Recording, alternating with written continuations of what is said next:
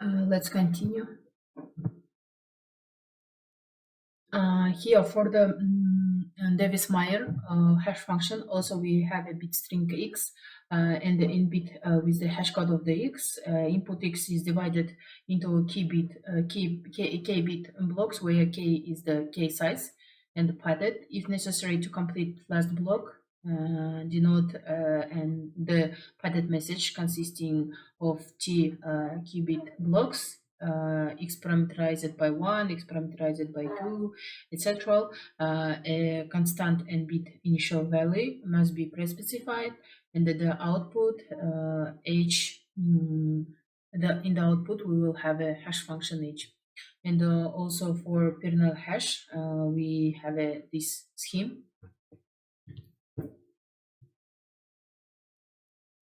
Here in this slide, you can see our three single length rates of the MDCs based on the block ciphers.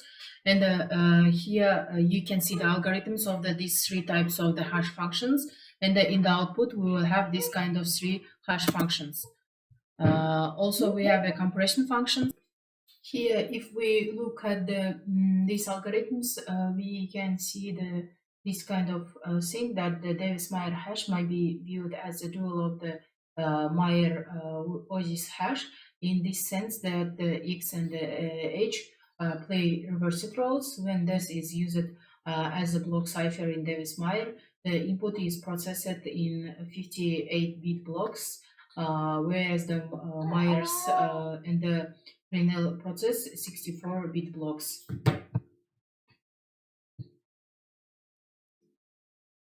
Here, double length MDCs is MDC2 and MDC4. MDC2 and MDC4 are manipulation detection codes requiring 2 and 4, respectively, block cipher operations per block of hash input. They employ a combination of either 2 or 4 iterations of the Meyer-Osis single length scheme to produce a double length hash. When used as originally specified, using this as the underlying block cipher, they produce 128 bits hash codes. The general construction, however, can be used with other block ciphers. Here, double length MDCs, it's MDC2 and MDC4. MDC2 and MDC4 are manipulation detection codes requiring 2 and 4, respectively, block cipher operations per block of hash input. They employ a combination of either 2 or 4 iterations or of the Matthias Meyer OCS single length scheme to produce a double length hash. When used as originally specified using this as the underlying block cipher, they produce 128-bit hash codes. The general construction, however, can be used with other block ciphers. MDC2 and MDC4 make use of the following pre-specified components. It's first one, this as the block cipher E parameterized by K of bit length n equal to 64, parameterized by a 58-bit K.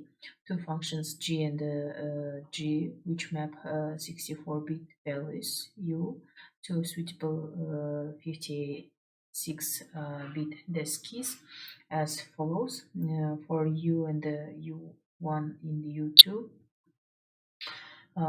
till the U64, delete every 8-bit string with U8 and set the second and the third bits to 10 for G and 01 for G.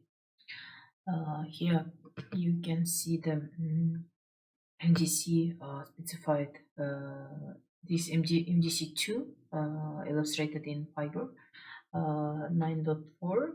It's the conversion function of the MDC2 hash function E equal to this. And also here we can see the algorithm of the MDC2. MDC2 hash function displays it.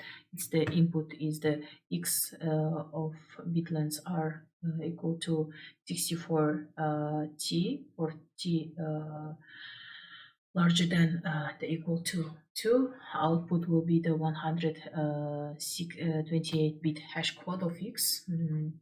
Here, partition X into 64 bit blocks. You can see it's the two blocks. Yep. Input 1 and input 2. In the output, we will have a 128 hash code of X. Choose the 64-bit non-secret constants like this.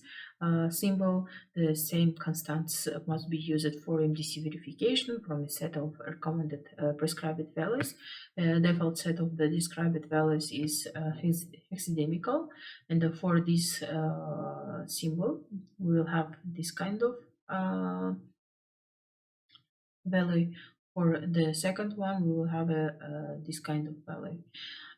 Let denote the concentration of the C parameterized by E L and the C parameterized by E R, the left of the right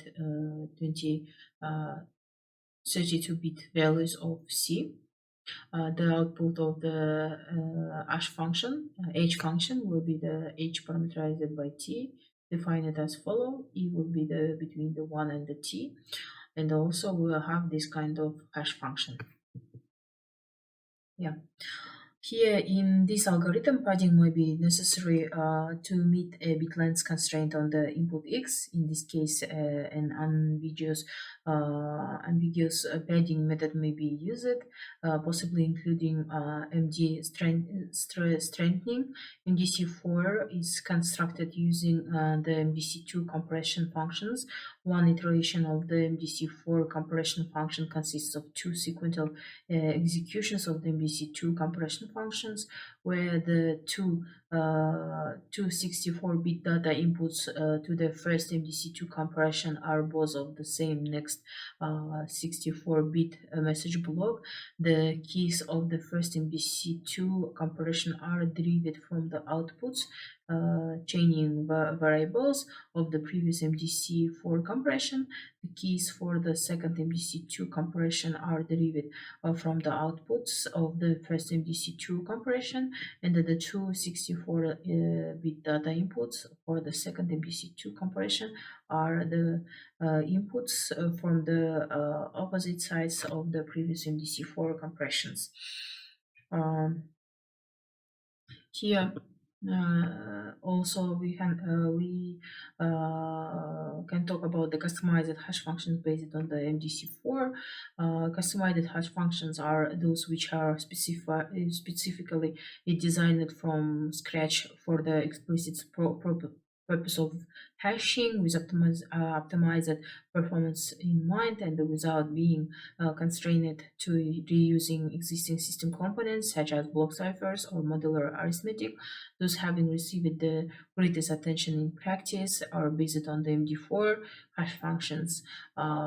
Here, number 4 in a series of hash functions message digest algorithm. MD4 was designed specifically for software implementation on 32-bit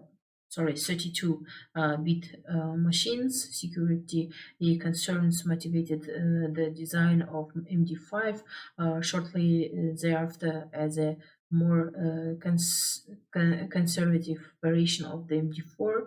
Other important subsequent variants include the secure hash algorithm SHA-1, the hash function repmd, and its stranded variants repmd 128 and 160.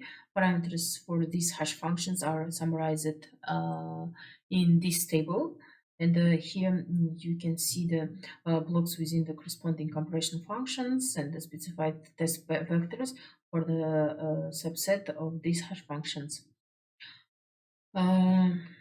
Here in the MD4, is a 128-bit hash function. The original MD4 design goals were the breaking it should require roughly brute force effort. Finding distinct messages with the same hash values should take around 64 degrees of two operations, and finding a message yielding pre-specified hash value about 128 degree of two operations. It's now known as that MD4 fails to meet the